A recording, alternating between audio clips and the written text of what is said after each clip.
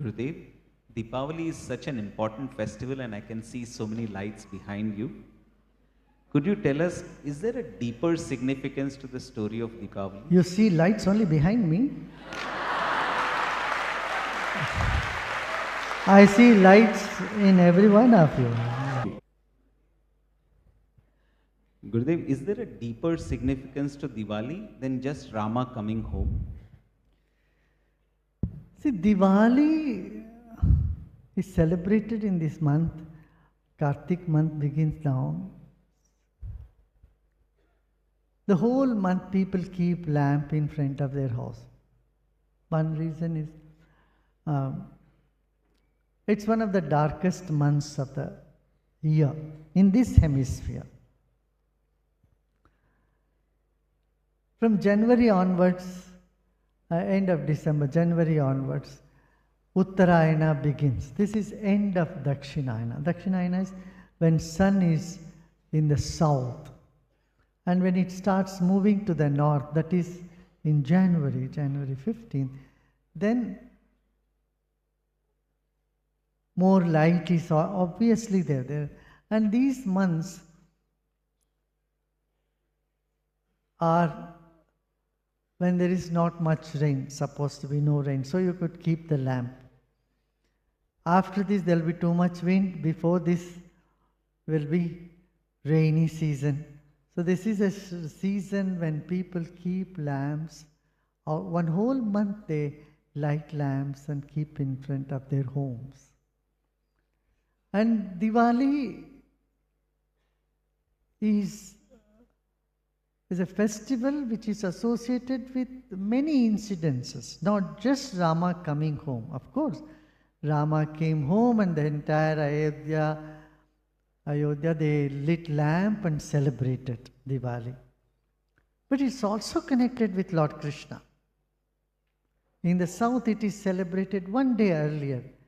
Kali Chaudas, they say in the north, this is Naraka Chaturdashi. The Chaturdashi day, that is when Narakasura, when he was in his last breath, he requested he requested Lord Krishna when Narakasura was on his last breath, he requested Lord Krishna that everyone should light lamp on this day and celebrate their life. Because I was bringing darkness to everybody's life.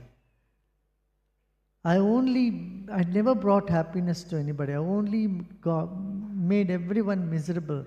So my departure should be celebrated by people by lighting lamp. So that was my last wish. This is what he asked. And Lord Krishna granted him that boon, his wish. Okay, from today, everybody's on this day of Chaturdashi. It's called Naraka Chaturdashi. And his son, whose name was Bhagadatta, was coronated in his place. And Bhagadatta was the ruler of today's Iran. That's why Baghdad. Baghdad name has come from Bhagadatta. Bhagadatta was the king. Then, at the time, this Narakasura had 16,000 women in his harem. He had put them all there and they were all so miserable. And they all wanted to commit suicide. So Lord Krishna stopped them. He said, what is the matter? He said, since our last name is associated with Narakasura, wherever we can't go back to our homes, everybody will pelt stones. And it is better to die than to go back to our home and say that we were married to this guy. Then Lord Krishna said, no, I will give you my surname to you. That's how 16,000 women for Lord Krishna. It's not that he married 16,000 people, but he gave them all his surnames. You can declare to them, you are my wife, and so you all can live happily.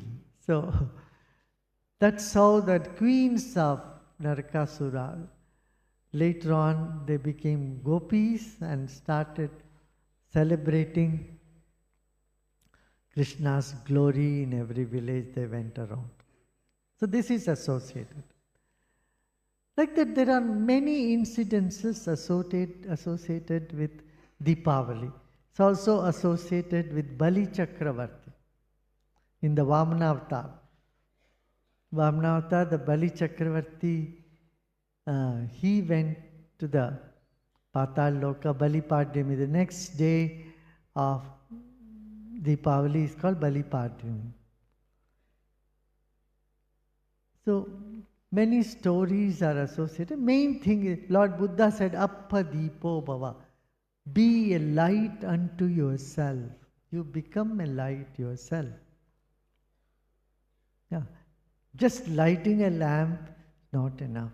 To dispel the darkness, one lamp is not enough. You have, everyone should glow. So dispel ignorance, it's not enough. Buddha could have just kept quiet. Why did he make the Sangha? He made the Sangha because he knows many should get lit up in their life. And if everyone,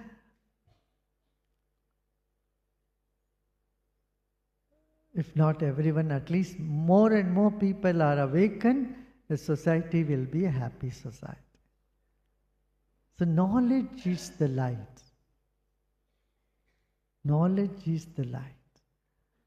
So this is connected with knowledge, with wisdom. That is, light, knowledge, light up in your life.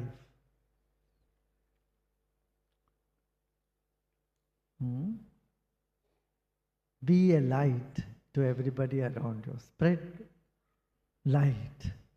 That means spread wisdom, spread knowledge.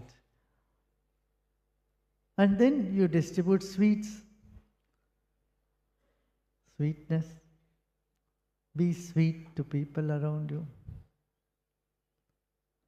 And firecrackers is a symbol of catharsis.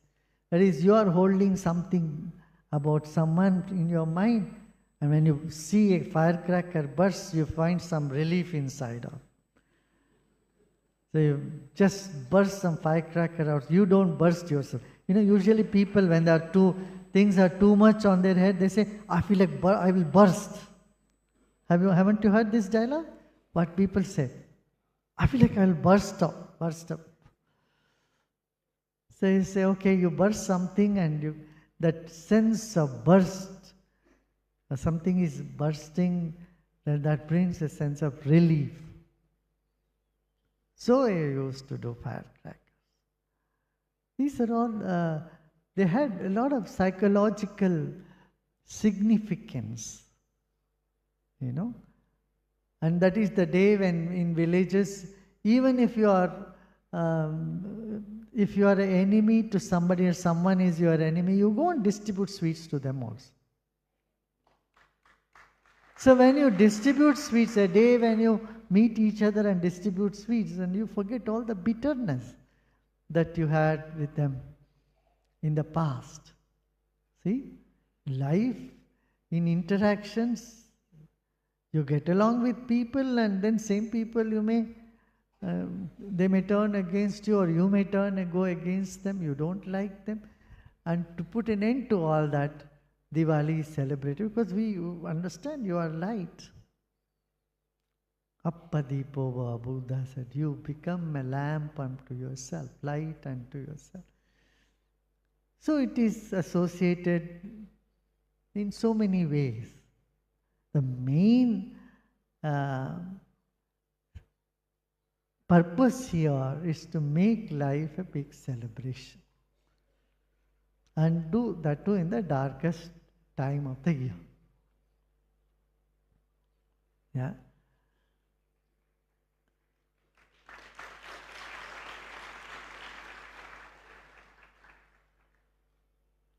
And then there is Bhai Duja, and later on, it's a festival like brother and sister. 2-3 times in a year, this sort of uniting different families happen. You know?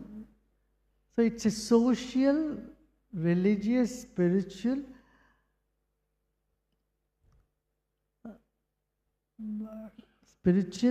dimensions are attached to Diwali. Dimensions, you can say, but it has its impact on the social.